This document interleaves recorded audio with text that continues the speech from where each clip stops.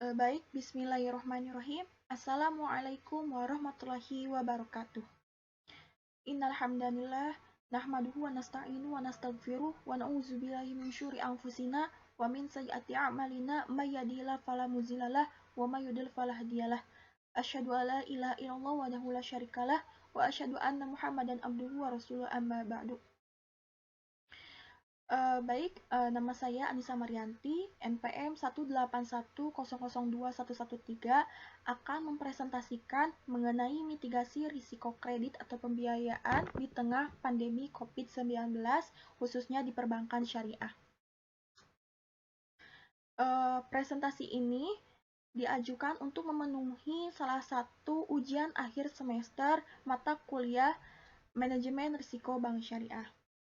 Baik, untuk yang pertama, yaitu definisi dari risiko,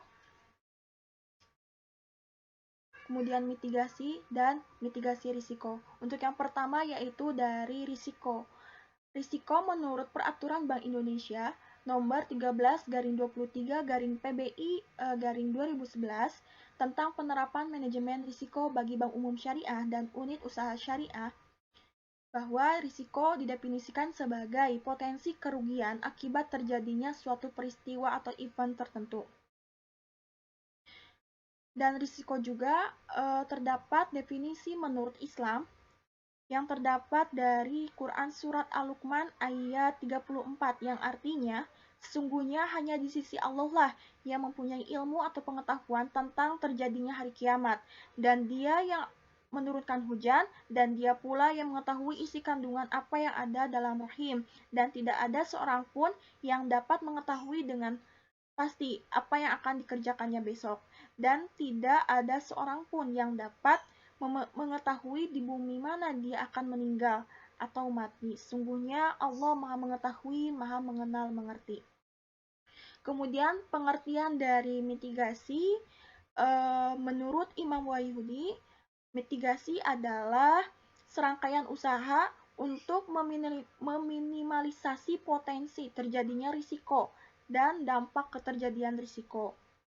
Sedangkan menurut Undang-Undang Nomor 24 Tahun 2007, Pasal 47 mengatakan bahwa pengertian mitigasi adalah serangkaian upaya untuk mengurangi risiko bencana. Sehingga mitigasi merupakan tindakan-tindakan atau serangkaian usaha atau upaya untuk mengurangi atau meminimalisasi potensi dampak negatif dari suatu bencana atau potensi terjadinya risiko dan dampak keterjadian risiko. Risiko bencana baik melalui pembangunan fisik maupun penyadaran dan peningkatan kemampuan menghadapi ancaman bencana.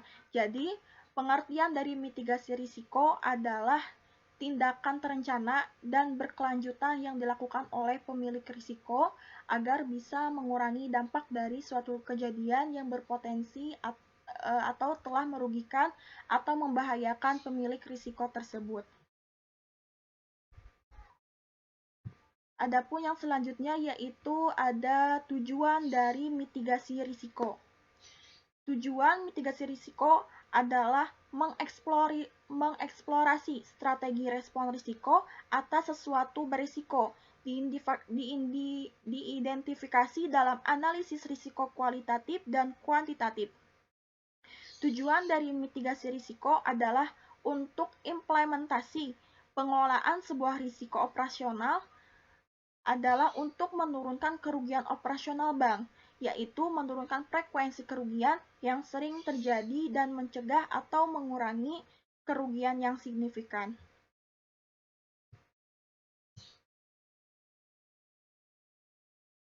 Kemudian di sini ada teknik mitigasi risiko kredit atau pembiayaan. Yang pertama dari segi prinsip analisis 5C. Artinya beberapa prinsip dasar yang perlu dilakukan sebelum memutuskan permohonan pembiayaan yang diajukan oleh calon nasabah antara lain dikenal dengan prinsip 5C. Analisis 5C artinya terdapat 5 aspek yang perlu dilakukan analisis terhadap permohonan pembiayaan yang terdiri dari yang pertama ada karakter karakter ini termasuk dalam diri nasabah, jadi watak dan kepribadian calon nasabah. Yang kedua ada BI checking, dan BI checking ini adalah suatu untuk mengajukan pembiayaan. Nah, nasabah ini harus dicek dulu oleh BI checking apakah nama ini bersih atau tidak. Karena kan hal ini bisa mempengaruhi untuk pengajuan pembiayaan. Kemudian yang ketiga, informasi dari pihak lain. Informasi dari pihak lain ini, bank yang akan memberikan pembiayaan kepada salah satu nasabah ini harus menganalisis dan juga mengetahui beberapa informasi mengenai nasabah tersebut akan kondisi ekonomi dan pembiayaan yang dilakukan oleh nasabah ke lembaga lain. Kemudian yang keempat ada capacity. Capacity ini sama dengan kapasitas dari nasabah. Jadi kemampuan keuangan calon nasabah. Dan yang kelima itu ada kapital. Kapital ini atau disebut juga dengan modal. Jadi modal yang disertakan dalam objek pembiayaan yang atau di muka atau di uang muka. Dan yang keenam itu kolateral. Kolateral ini berupa agunan calon nasabah atau pembiayaan yang diajukan. Jadi jika nasabah mengajukan pembiayaan dan pihak bank memberikan pembiayaan sebagai pegangan oleh pihak bank agar nasabah selalu dan memenuhi kewajibannya, dan jika di suatu waktu nasabah tidak memenuhi kewajibannya, maka bank bisa menyita atau melelangkan barang jaminan. Kemudian yang terakhir yaitu condition of economy. Untuk kondisi ekonomi dari nasabah ini, jadi sektor usaha calon nasabah dikaitkan dengan kondisi ekonomi. Nah, adapun teknik mitigasi risiko ini dalam penggunaan analisis pembiayaan dengan analisis 7A, ini ada 7 aspek penting menurut Susilo. Di antaranya ada aspek manajemen dan pengelolaan usaha. Yang kemudian ada yang kedua aspek keuangan, aspek pasar penjualan nasabah, aspek teknis atau produksi, aspek hukum legalitas, calon nasabah, direksi pengurus atau perusahaan, badan usaha perusahaan, barang agunan atau jaminan, aspek jaminan atau agunan yang diberikan haruslah memiliki kriteria sebagai berikut. Yang pertama, collateral valuation. Yang kedua, liquidity atau likuiditas. Kemudian depreciability, marketability, controllability, dan aspek ekonomi sosial dan lingkungan. Nah, untuk selanjutnya, untuk risiko kredit sendiri dikaitkan dengan adanya di zaman sekarang ini, yaitu ada pandemi COVID-19. Tentu saja COVID-19 ini akan berpengaruh terhadap sektor ekonomi, di antaranya perbankan. Nah, dari risiko kredit ini, pihak keuangan negara melingkupi bahwa potensi peningkatan risiko ini bisa diakumulasi di antaranya untuk risiko kredit. Risiko kredit ini untuk potensi peningkatan risiko ini karena pengaruh pandemi COVID-19. Pertama, risiko kredit. Jadi jalur fundamental sektor real, terutama sektor UMKM dalam membayar kewajibannya kepada perbankan dan industri keuangan non-bank, terutama sektor UKM,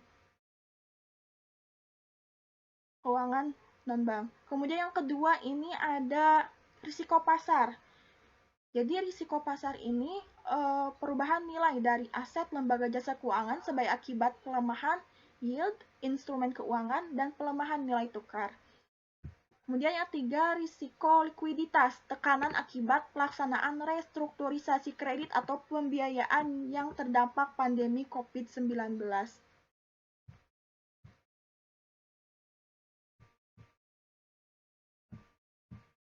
Nah, untuk selanjutnya ini yaitu ada stimulus COVID-19 dalam mengatur pokok-pokok relaksasi. yang dikeluarkan oleh POJK. Di antaranya itu yang pertama, relaksasi penetapan kualitas kredit, di mana kredit atau pembiayaan penyediaan dana lain dengan plafon kurang lebih dari 10 miliar dapat hanya didasarkan pada ketetapan pembayaran pokok atau bunga atau margin bagi hasil atau ujroh hingga 31 Maret 2021. Dalam kondisi normal, penilaian satu pilar ini hanya berlaku untuk kredit dengan plafon sampai dengan 5 miliar. Kemudian yang kedua ini, stimulus yang kedua ini ada penetapan kualitas lancar bagi kredit yang direstrukturisasi. Fasilitas restrukturisasi kepada debitur terdampak COVID-19 baik perorangan, UMKM, dan korporasi yang secara historis berkinerja baik tanpa memperhatikan jumlah plafon. Jadi selama masa restru atau selama-lamanya 1 tahun atau sampai dengan 31 Maret 2021, debitur-debitur tersebut tetap dapat dikategorikan lancar tanpa perlu tambahan CKPN. Kemudian yang ketiga ini ada tambahan fasilitas penyediaan dana. Bank tetap memberikan kredit atau pembiayaan baru terhadap debitur yang terdampak COVID-19.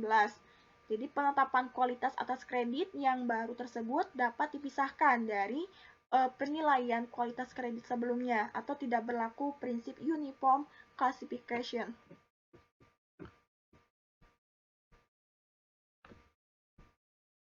Nah, mengapa POJK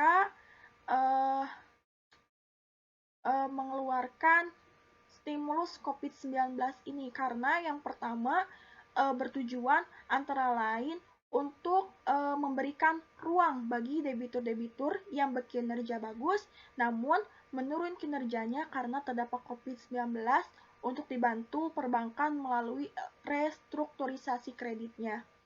Kemudian peraturan ini diharapkan dapat berperan sebagai kebijakan kontrasilikal dan dapat menjadi bantalan dampak negatif penyebaran COVID-19. Dengan restrukturisasi, debitur dapat memiliki ruang bernafas dan bank dapat secara proaktif membantu debitur-debitur yang dalam kondisi bagus menata cash flow-nya. Jadi emang situasi pandemi COVID-19 ini merupakan suatu momentum yang tepat untuk saling membantu dan bersinergi antara lembaga keuangan baik bank dan non-bank dengan debiturnya. Mereka harus duduk bersama guna mendapatkan penyelesaian yang terbaik secara bersama-sama. Tidak boleh ada yang menang-menangan, tidak boleh ada yang dirugikan.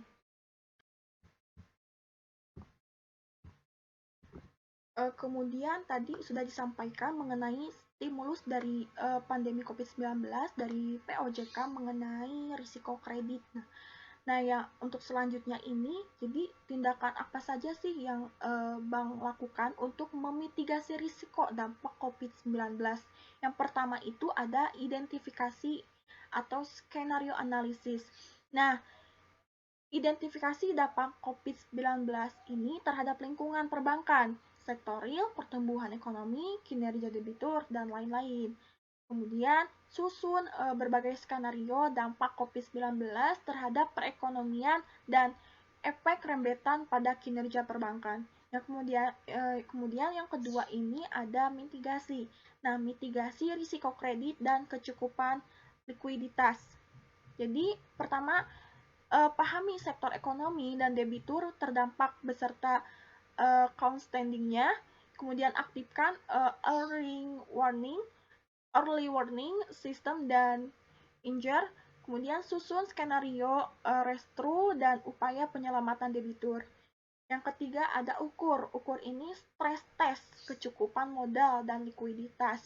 Jadi skenario analisis terhadap kebutuhan dan ketersediaan modal terkait dengan peningkatan risiko kredit, kemudian identifikasi gap likuiditas, kemudian uji berbagai strategi. Dan yang terakhir ini tindak lanjut optimalisasi pengelolaan portofolio. Jadi yang pertama, identifikasi portofolio.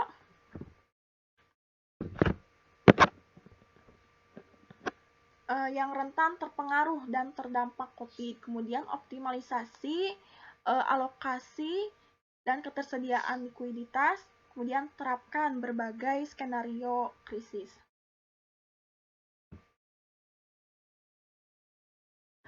Baik, mungkin sekian yang dapat saya sampaikan. Kurang lebihnya mohon maaf. Wabillahi taufiq wal hidayah. Wassalamualaikum warahmatullahi wabarakatuh.